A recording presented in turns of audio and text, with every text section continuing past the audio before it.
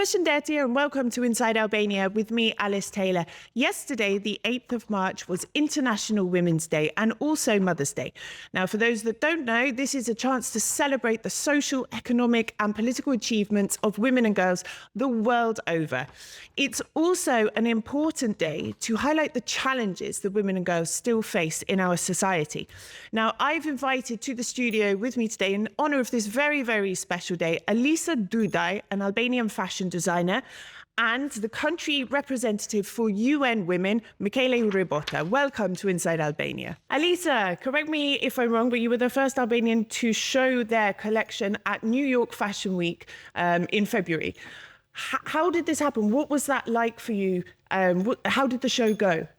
So it was an amazing experience because I graduated from Parsons in Manhattan, New York City. I was one of their alumni, so someone there apparently suggested my name to attend New York Fashion Week after they saw my previous collections. And someone from their team, they reached out and they asked me if I wanted to be part of this. What was your reaction? I was extremely excited, and at first I didn't believe it. I thought it was a joke or a spam email, and I was staring at it and I was thinking, like, is this real or it's a lie?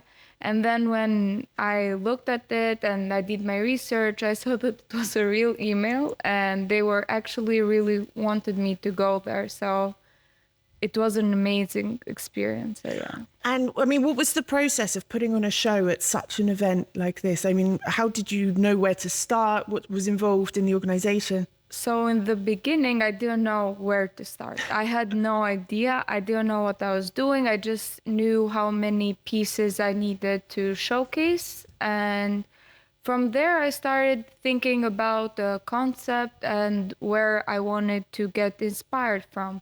And my brand is based on Albanian traditional and Albanian traditional clothing.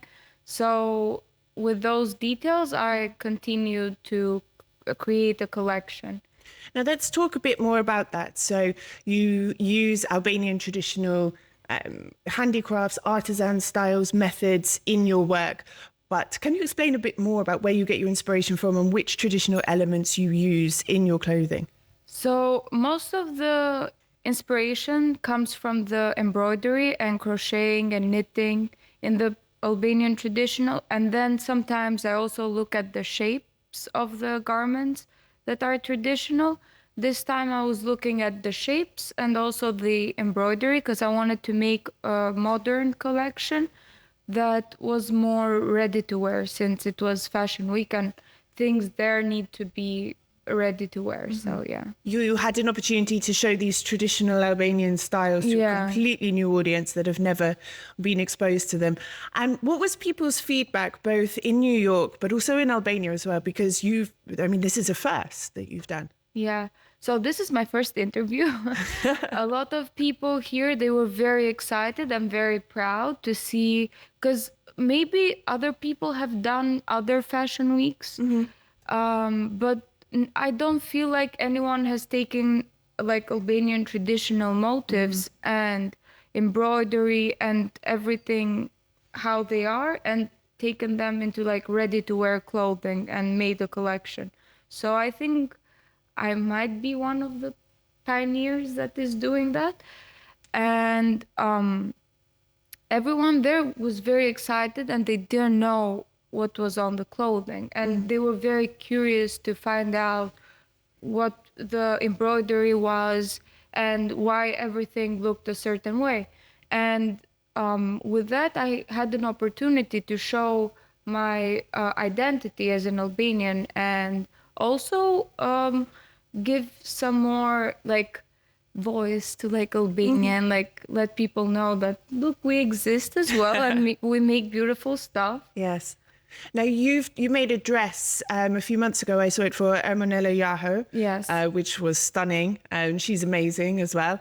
And I wanted to ask you, who else has worn your clothes? How far have your clothes that are inspired by Albania and Albanian traditions, how far have they gone across the world? So it's very interesting in New York. When I first like shared my collection in Instagram and through other websites. Also, you were one of the people that really helped me with writing about me in English.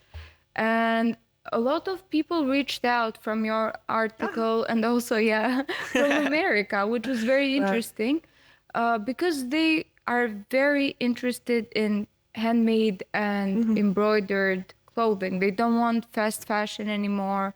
They value the time that you put in creating the clothing. And this is a point, sorry to interrupt, you know, in Europe, in the UK as well, people are happy to pay a premium for traditional things that are made by hand. But then in Albania, I find it's the opposite at the moment. The younger generation, they want things from Shane, you know, they want fast fashion. They're not interested in these older sort of traditions or influences, which I think is quite sad. Maybe it will change. I think there's a shift. So in my opinion, it will change very fast. The problem I think that younger generations have right now is because of Instagram and other things that are more reachable and easily accessed. You feel like you need to have everything that you see. So I think that's why they want stuff that's more fast fashion, because if you wear something once and you post it on Instagram, you don't feel like wearing it again. I feel like that for my show, but then I feel wasteful, you know? Yeah, but there are solutions. And I feel like America, for example, and other European countries, they have found different solutions for these types of problems. And here I think we're going towards that with like rental dresses and stuff like that to be less wasteful in a way. But yeah, we'll see. Now, another question. You studied in the US. You have people who are watching what you're doing over there. You've exhibited at Fashion Week, but you've come back to Albania and you're living in Albania. You've set up an atelier here. She's employing local Albanian women. She's keeping the traditions and the craft alive. What was behind that decision and how is it going? So I feel like it was a very good decision for me. It's a bit difficult to find people who are passionate about their job and to keep them motivated, and where sometimes because of their job, they don't feel motivated enough to work. But I think it was a very important part for me to do that because since I'm Albanian and the clothing I'm making is like traditional Albanian clothing in a way, it would be a bit unfair to take everything Albania has given me and just manufacturing China. It's like, or in America or someplace else. And I just felt I would be a bit unfair to like take everything for granted here and just walk away. So, yeah. And the women that you've been working with, are they sort of from Tirana? Are they from other areas? How are you sort of expanding your network? I have my atelier that the women there are from Tirana, so they live in Tirana.